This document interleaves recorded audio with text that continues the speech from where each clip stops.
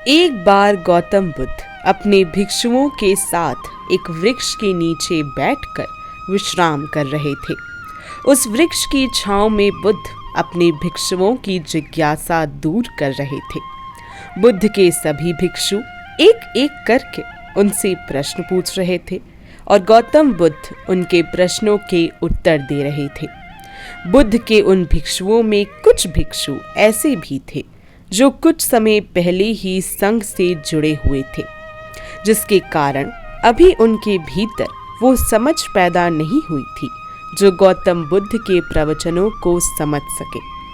गर्मियों का समय था, सूरज अपनी चरम पर था और चारों तरफ धूप ही धूप थी, लेकिन उस वृक्ष के कारण बुद्ध और उनके सभी भिक्षु आराम से छांव में बैठे हुए थे। इतने में ही गौतम बुद्ध के एक भिक्षु की नजर एक बूढ़े व्यक्ति पर पड़ती है जो उस वृक्ष के पास से ही गुजर रहा था। वह भिक्षु उस बूढ़े व्यक्ति को देखकर अचानक से ही हंसने लगता है। उस बूढ़े व्यक्ति की उम्र बहुत ज्यादा हो गई थी, जिसके कारण उसकी कमर मुड़ गई थी।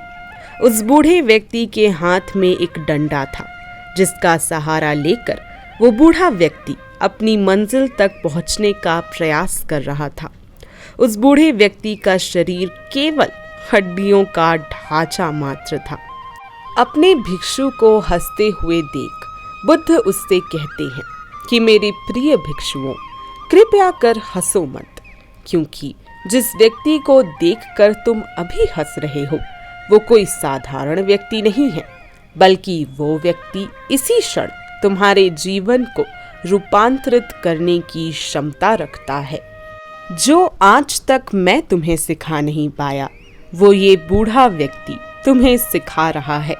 इसके द्वारा दी गई सीख को बेकार ना करो।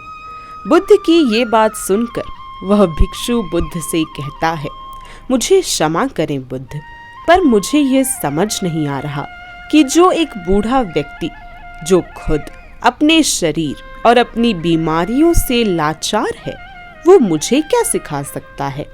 फिर बुद्ध उस भिक्षु से कहते हैं कि ये बूढ़ा व्यक्ति तुम्हें तुम्हारा भविष्य दिखा रहा है। जिस बुढ़ापे को और लाचारी को देखकर तुम अभी हंस रहे हो, वो बुढ़ापा और लाचारी तुम्हारे जीवन में भी आने वाली है।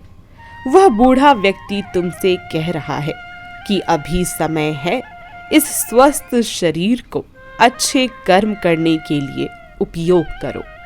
अगर तुम्हारा ये स्वस्थ शरीर तुम्हारे हाथ से निकल गया तो फिर से वापस नहीं आएगा, और अभी तुम्हारा ये शरीर सही से काम कर रहा है, जैसे कि तुम्हारे हाथ, पैर, आँख, कान और ये सभी चीजें सही से काम कर रही हैं। क्या ये कोई छोटी बात है और क्या तुम इसे मामूली सी बात समझ रहे हो?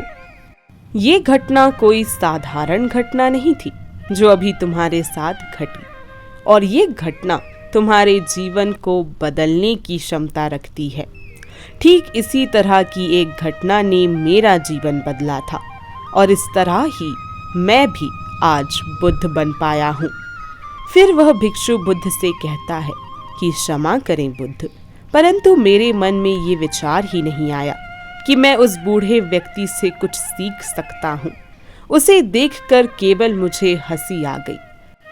ऐसा इसलिए हुआ क्योंकि तुम्हें अपने भीतर कहीं ना कहीं लगता है कि जिस स्थिति में आज वो बूढ़ा व्यक्ति है, उस स्थिति में तुम कभी नहीं आओगे। जिस बुढ़ापे का और लाचारी का सामना आज वो बूढ़ा व्यक्ति कर रहा है, तुम्हें लगता है कि उसका सामना तुम कभी नहीं करोगे, इसलिए तुम उस बूढ़े व्यक्ति को देखकर हंस पाए। तुमने सच्चाई को नजरअंदाज कर दिया।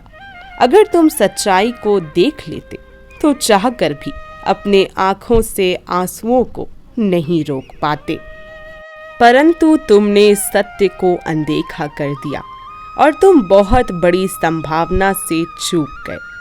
बुद्ध की ये बात सुन वो भिक्षु बुद्ध से क्षमा मांगता है और ये निश्चय करता है कि वो अपने स्वास्थ्य का उपयोग अपने अहंकार को बढ़ाने में नहीं, बल्कि परम सत्य को पाने में करेगा।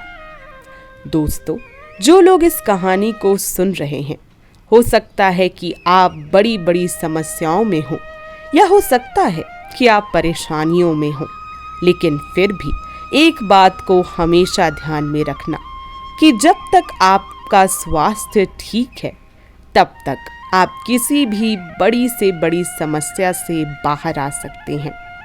इसलिए बुद्ध ने कहा है कि हमारा स्वास्थ्य हमारा सबसे बड़ा उपहार है जो हमें इस सृष्टि से मिला हुआ है, इसलिए इसका उपयोग सही से करें।